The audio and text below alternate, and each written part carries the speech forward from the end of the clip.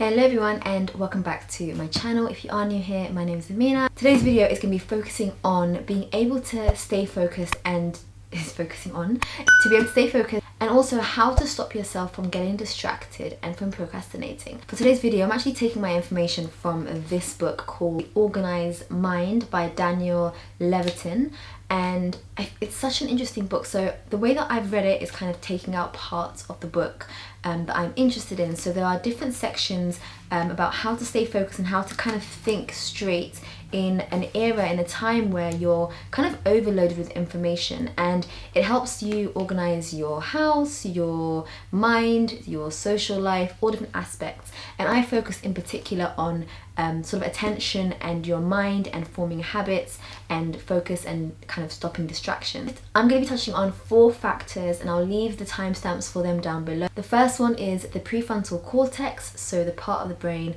where everything goes on, where all your focus comes from. The second is multitasking, whether that's a good idea or not.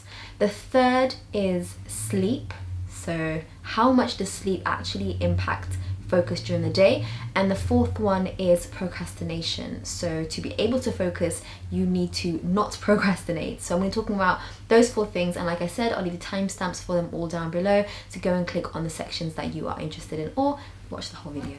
To start off with, I have to discuss the prefrontal cortex. Now, the prefrontal cortex is in the frontal lobe, which is like this part of your brain. Frontal is right here, and the prefrontal cortex is also kind of like, imagine it like kind of straight through there, right at the front. And it is known as the CEO of the whole body. It determines everything you do. It determines how organized you are, how you plan a task, maintaining the completion of a task, focus. Essentially, it orchestrates human behavior, and I think that's something that's really important to remember when thinking about focus. That part of your brain is key, and when people get drunk, they're actually interfering with the signals that are passed through the prefrontal cortex.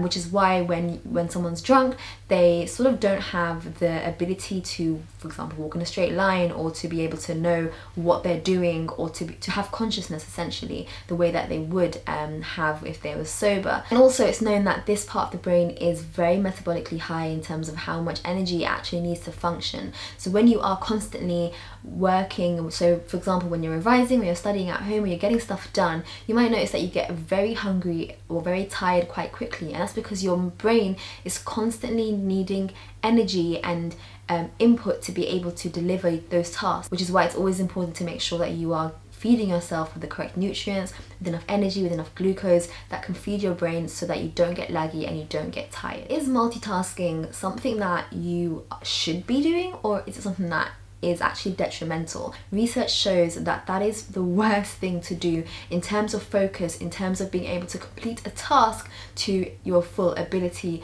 and with full effort. The reason for this is because what's happening is when you're shifting your brain, your metabolic energy from one task to another task to another task, it's a high cost in terms of the energy your brain needs to use, as opposed to focusing on something completely for, let's say, an hour. So for example, let's say you need to apply to emails. If you just focused on applying to emails for 1 hour, that requires less brain energy than it does to reply to an email, message a friend, read a book, try to edit a video, and just kind of bouncing from one place to the next. It does cause you to actually end up not really getting much done. So if you do want to make sure you're focusing, what is recommended by research is to group your tasks together. So in the morning, you've written your to-do list, you know what it is that you want to do, group them together so you're doing similar tasks together. So if you know you need to do some admin tasks, you do those together. If you know you need to pay some bills, you do that at the same time. And it just means that your brain is using less energy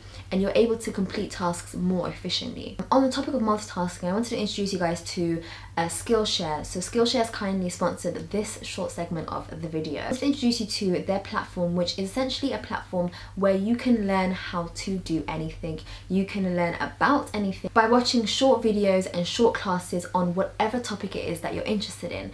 And I've got a link for you guys that gives you 2 months free, so click down below to get that link. And the section that I really have enjoyed is this productivity section. Again, this book is very, very similar to this video over here called Managing Attention in a Digital Age. I actually went through this video and I found it quite useful. There are so many different aspects in your environment that are craving for your attention, and this is really good to show you how to stop that, how to prioritize, how to ensure that you are kind of cutting all those distractions out.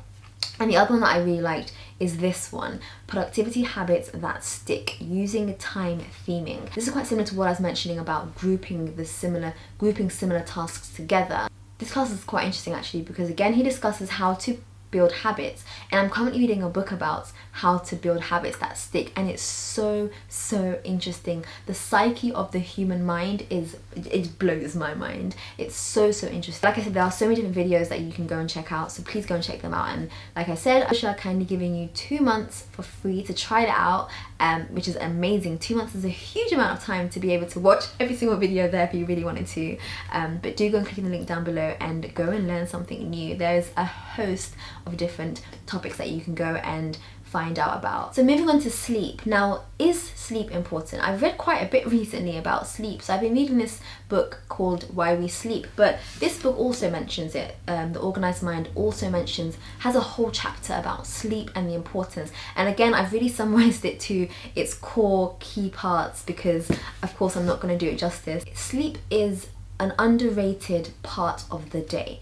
Now, we should sleep for about 8 hours every single night. It is a huge portion of the day. It's about a third of your day that you're asleep. It isn't for no reason. You don't sleep just for the sake of it. During that time, you are going through cellular repair. Your cells are repairing. They need that time to be able to repair. But not only that, but memories are also being formed in that time. So one thing that research has shown is during sleep, memories are being kind of consolidated. So the things that happened during that day, so let's say you revised or you, I don't know, whatever it is that you did, you are consolidating that knowledge during sleep. And he actually talks about dreams as well. I'm not going to go into it, but it's very interesting when you look at sleep and how sleep is important to ensure that you're focused the next day. I think a lot of people, there's this sort of mentality now, like, well, I'll sleep when I'm dead, or, you know, I only sleep 4 hours a night, I'm more productive, wake up at 5 a.m. But actually, less sleep does not equal more productivity. Rather, what happens is you end up ruining your cycle. So we essentially are awake and asleep based on a circadian rhythm, which is based on the light, essentially.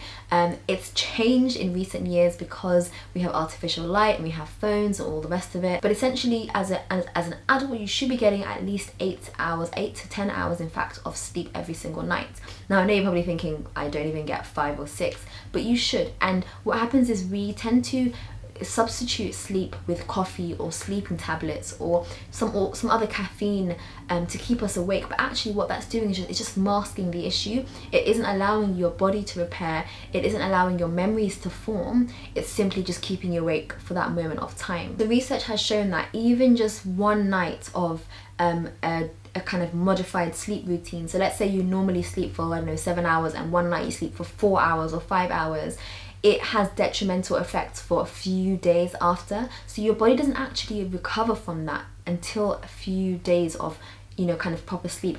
And also there's a myth that you can catch up on sleep. I'll get one less night of sleep tonight and I'll get 2 more tomorrow. It doesn't work like that. Every night is, you know, an independent night, and you do need to make sure that you're getting enough sleep every single night. Now, it's very interesting actually, because this book recommends a specific sleep schedule, and it's a bit hard to kind of implement in our day and age, but it recommends a schedule where straight after dinner you go to sleep, you sleep for 4 to 5 hours, you then wake up for an hour in the middle of the night, you then go back to sleep for 4 to 5 hours, and then you wake up. So altogether you've got your 8 hours, but you've had this kind of broken sleep. Now, apparently this sleep that we have now, the sort of steady 8 hours uninterrupted sleep, apparently it's quite a modern phenomenon. It's something that we now think, okay, if I haven't woken up all night, that's a good sleep. But actually, we are supposed to wake up in the middle of the night, and we're supposed to kind of break that sleep and start the sleep again. They call this sleep bimodal or segmented sleep, so it's sleep in 2 sort of parts. And the other interesting thing is napping. Research shows that napping during the middle of the day, so sort of around like late afternoon, so between 3, 4, 5, so a bit like a siesta as you get in sort of European Mediterranean countries, is really good for you. So having, by the way, just 5 to 10 minutes is what they say, not 2-3 hours. 5 to 10 minutes is good for most people, and in fact if you go over that, so if you go into the hour, 2 hours, it causes the opposite effect. It does make you more drowsy and more sleepy, so don't do that. But 5 to 10 minutes in the middle of the day is enough to sort of reset. He also described how nap times and napping is becoming a more corporate norm. So a lot of companies now are introducing areas where their employees can go and sleep and go and nap for a little bit during the day, to give them that sort of boost during the day. And it has shown to increase memory, it's shown to increase productivity, it's shown to increase performance.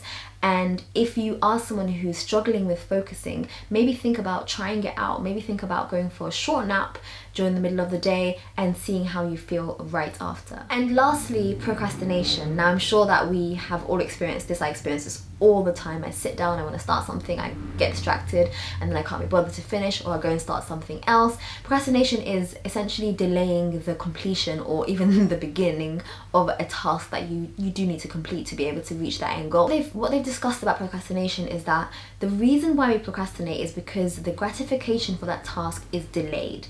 So for example, we usually procrastinate with writing an essay or completing homework or doing something that we don't want to do. Most times it's because that task is not going to give us gratification in that moment, right? So for example, completing that essay does not mean I'm going to graduate when I hand it in, right? It just means that it's a part of the later process. Whereas something like, I don't know, texting a friend and getting a reply back straight away, or posting a picture and getting a like straight away, that's instant gratification. And our minds are kind of tailored to want to be gratified instantly. So we delay things that we're not going to receive gratification from straight away. So like I said, writing an essay, getting stuff done, we just push it to the side and leave it to the last minute, and then end up being stressed out, being worried, not completing the task to the best of our ability, purely because we know we're not going to be gratified for it straight away. So what they recommend for this is actually what you should do is try to find a task that you would be gratified instantly from, and do that maybe right after. I do need to write this essay, okay? I know that I have to start writing this essay. I've got 2 weeks left. I've got 5,000 words to write. I need to start right now.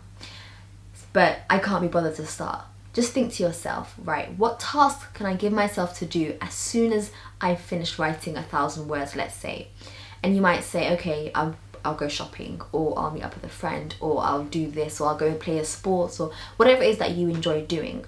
That hopefully will motivate you to want to complete a task. So you'll say to yourself, if you don't do this, I won't allow you yourself to do this.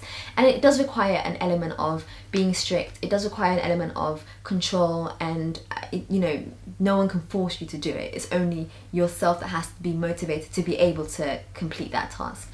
And that tends to really help with procrastination. And I think that really helps me as well. I really hope that you guys found this video useful and were able to take away a few things that you can implement in the next time that you sit down to study, next time you sit down to get on with anything that you need to get done. Don't forget to subscribe as well, and leave me a comment, let me know what you thought, and I'll see you guys in my next one. Bye!